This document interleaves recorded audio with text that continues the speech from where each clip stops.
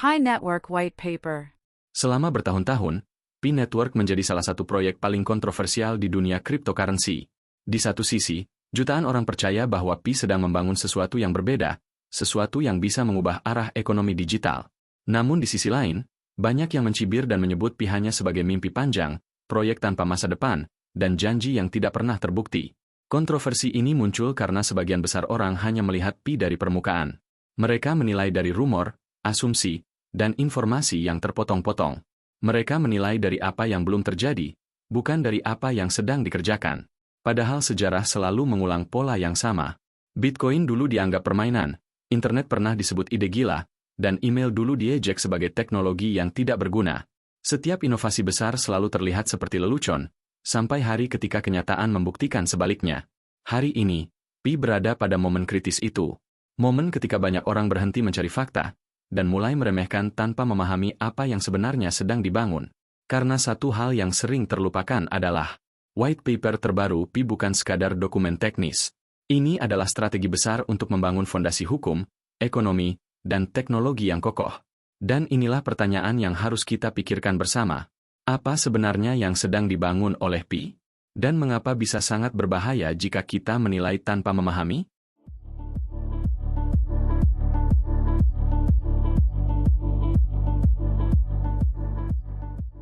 Konteks besar dan masalah yang ingin dipecahkan Pi. Sebelum memahami apa yang ingin dibangun Pi Network, kita harus melihat masalah besar yang sedang dihadapi dunia cryptocurrency saat ini. Karena disinilah alasan utama mengapa Pi lahir, bukan untuk menjadi satu koin baru di tengah ribuan proyek lain, tetapi untuk menyelesaikan persoalan mendasar yang selama lebih dari satu dekade belum terselesaikan oleh industri kripto. Sudah lebih dari 15 tahun sejak Bitcoin diperkenalkan. Ribuan blockchain muncul setelahnya, namun hingga hari ini adopsi nyata masih sangat rendah. Kebanyakan orang di dunia belum pernah menggunakan kripto dalam aktivitas ekonomi sehari-hari. Teknologinya maju, tetapi tidak pernah benar-benar menyentuh masyarakat umum. Kripto berkembang di ruang spekulasi dan trading, bukan di ruang utility dan transaksi nyata. Masalah berikutnya adalah ketidakjelasan regulasi global.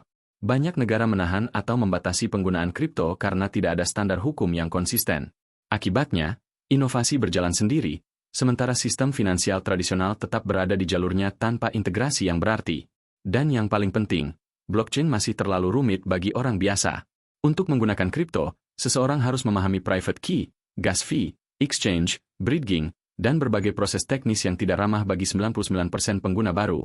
Inilah penyebab utama mengapa kripto gagal mencapai mass adoption, meskipun teknologinya revolusioner. Disinilah Pi mengambil pendekatan berbeda. Pi tidak datang untuk menyaingi Bitcoin atau Ethereum dari sisi teknologi atau kecepatan. Pi tidak dibangun sebagai koin spekulasi dan bukan proyek cepat kaya. Pi dirancang sebagai infrastruktur distribusi mass adoption berbasis komunitas, dengan satu tujuan utama, membawa blockchain ke tangan orang biasa, bukan hanya investor besar dan pemain teknis. Dengan memungkinkan siapapun menambang Pi melalui ponsel, Pi membuka akses luas ke masyarakat global. Karena jika sebuah teknologi ingin dimiliki semua orang, maka distribusinya harus dimulai dari semua orang. Pi percaya bahwa utility harus datang sebelum harga, ekonomi digital harus dibangun sebelum market terbuka, dan adopsi harus inklusif, bukan eksklusif. Pi bukan ingin menjadi blockchain tercepat.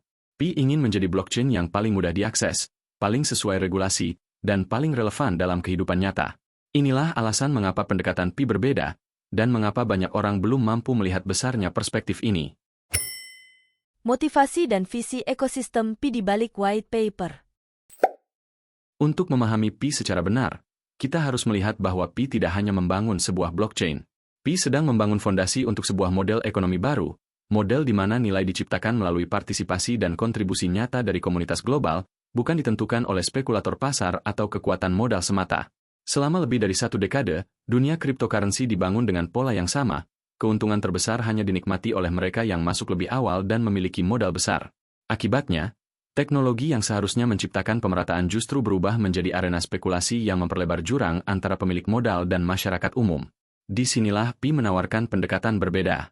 Visi Pi adalah menciptakan ekonomi digital yang inklusif, di mana setiap individu memiliki kesempatan yang sama untuk berkontribusi dan menerima nilai, bukan hanya mereka yang kuat dari sisi finansial atau teknis.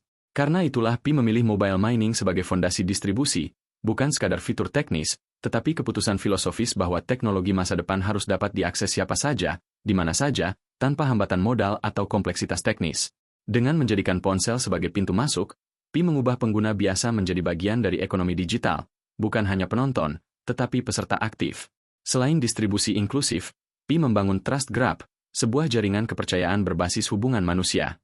Berbeda dari blockchain lain yang mengandalkan kekuatan komputasi atau modal besar untuk mencapai konsensus, model Pi menempatkan kepercayaan sosial sebagai fondasi keamanan.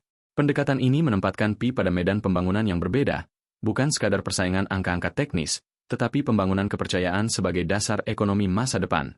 Karena jika dunia ingin menerima ekonomi digital secara luas, hal pertama yang harus dibangun bukanlah kecepatan atau kompleksitas teknologi. Hal pertama yang harus dibangun adalah kepercayaan. Dan inilah motivasi terbesar Pi. Menciptakan mata uang global yang tidak hanya canggih, tetapi dipercaya, tidak hanya cepat, tetapi mudah diakses, tidak hanya bernilai di bursa, tetapi bernilai dalam kehidupan nyata. Strategi besar menjalankan mainnet dan regulasi. Salah satu poin paling penting dari white paper resmi Pi adalah keputusan untuk membangun fondasi regulasi dan legitimasi yang kuat sebelum membuka akses penuh ke pasar global. Ini adalah strategi yang jarang ditempuh di dunia kripto, karena banyak orang menilai keberhasilan proyek hanya dari seberapa cepat koin tersebut listing di bursa.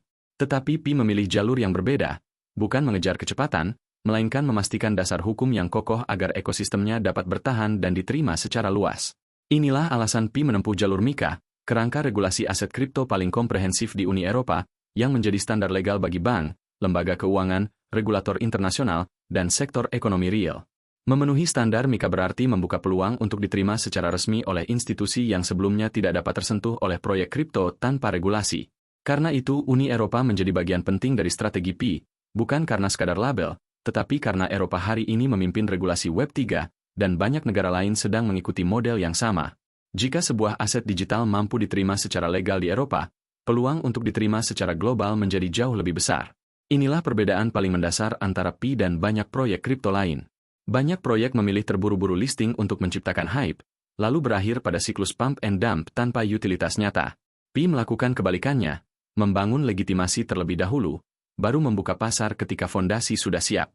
Pi memahami bahwa masa depan blockchain bukan ditentukan oleh kecepatan masuk bursa, tetapi oleh kemampuan berintegrasi dengan sistem ekonomi global, dan itu hanya mungkin jika sebuah proyek patuh regulasi, aman, memiliki struktur ekonomi jelas, dan dipercaya lembaga keuangan. Karena itu strategi Pi sangat jelas. Ini bukan tentang listing cepat, tetapi legitimasi global. Listing tanpa utilitas hanya memicu spekulasi, sedangkan legitimasi sebelum listing membuka pintu bagi bank digital, merchant global, fintech internasional, integrasi pembayaran, marketplace nyata, dan ekonomi digital yang benar-benar hidup. Saat ini Pi telah memulai proses kepatuhan terhadap MiCA dan sedang berada dalam tahap penilaian, belum sampai pada persetujuan penuh. Proses untuk disetujui ini panjang dan membutuhkan dokumentasi serta audit teknis yang ketat.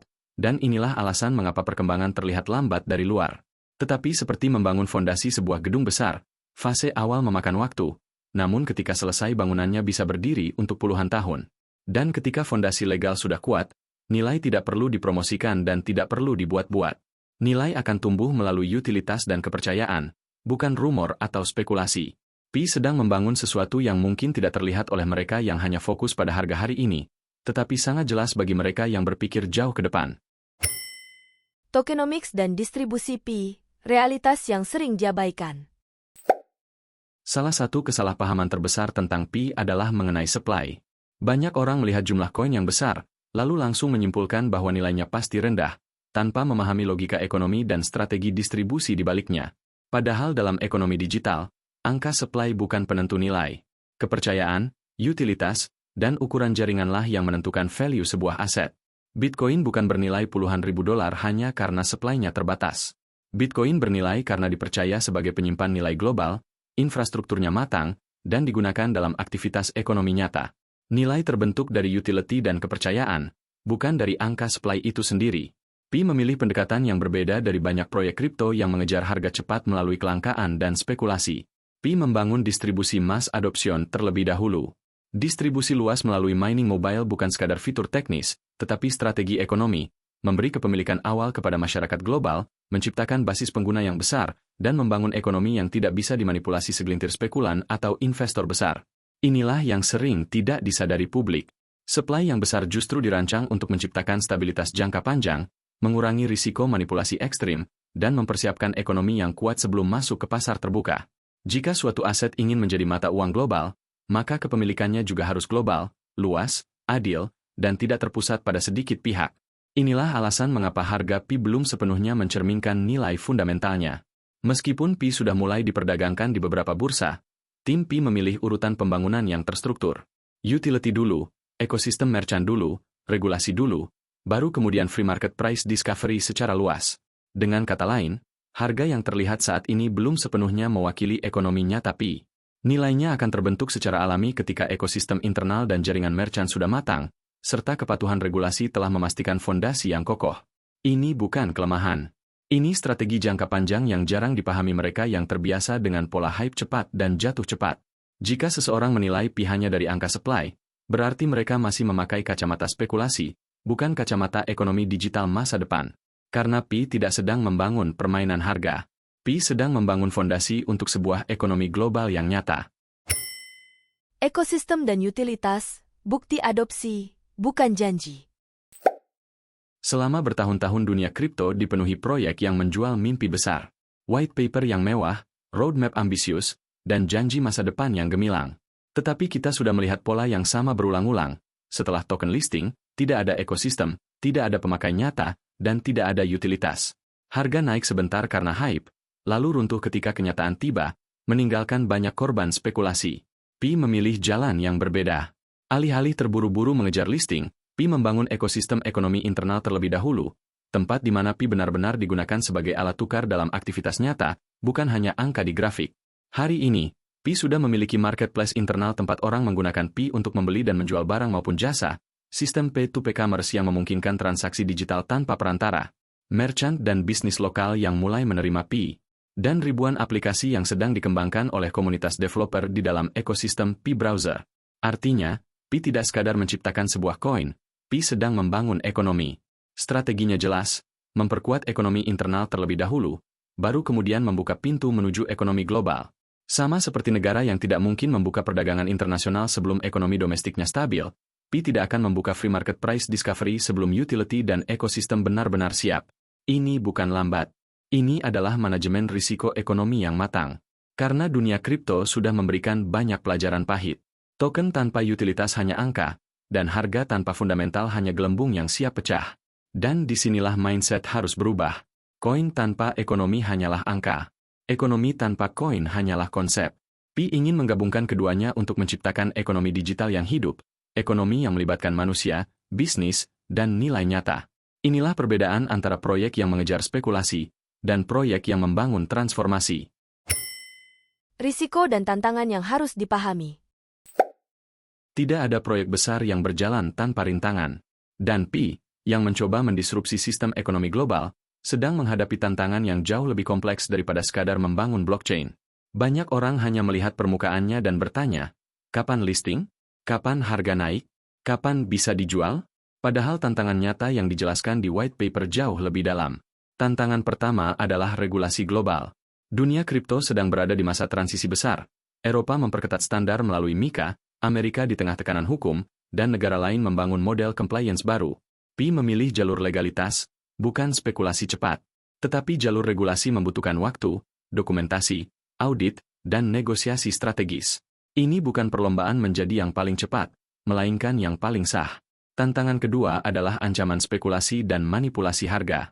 Jika Pi terbuka ke pasar bebas sebelum ekosistem siap, manipulasi oleh pemain besar bisa menghancurkan ekonomi yang sedang dibangun dari bawah, memecah komunitas, dan merusak stabilitas.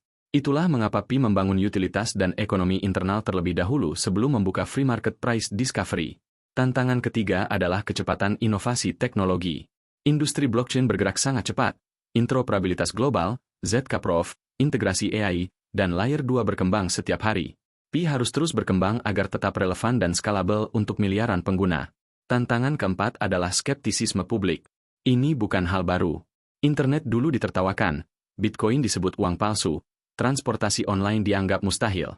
Hari ini Pi berada di fase yang sama, dicibir oleh yang tidak memahami, tetapi diyakini oleh mereka yang melihat visinya. Namun dari semua tantangan itu, risiko terbesar bukan pada teknologinya, melainkan pada komunitasnya sendiri. Jika komunitas hanya menunggu harga, tidak menggunakan Pi dalam transaksi nyata, dan terpecah karena spekulasi, maka teknologi secanggih apapun tidak akan berarti. Tetapi jika komunitas fokus pada utilitas, mendukung developer, dan membangun ekonomi digital yang nyata, maka tidak ada yang bisa menghentikan pertumbuhan Pi. Kesimpulannya jelas dan tegas. Pi akan berhasil atau gagal bukan karena timnya, tetapi karena komunitasnya. Teknologi membangun blockchain, komunitas membangun peradaban. Dan itulah ujian terbesar kita hari ini. Kesimpulan white paper resmi dan masa depan Pi. Setelah membedah white paper Pi dari awal sampai akhir, satu pesan besar yang sangat jelas adalah bahwa nilai Pi tidak ditentukan oleh klaim komunitas, rumor harga, atau angka yang dibuat tanpa dasar resmi. Nilai hanya akan muncul melalui utilitas nyata, ekonomi yang hidup, dan price discovery di pasar terbuka setelah ekosistem siap.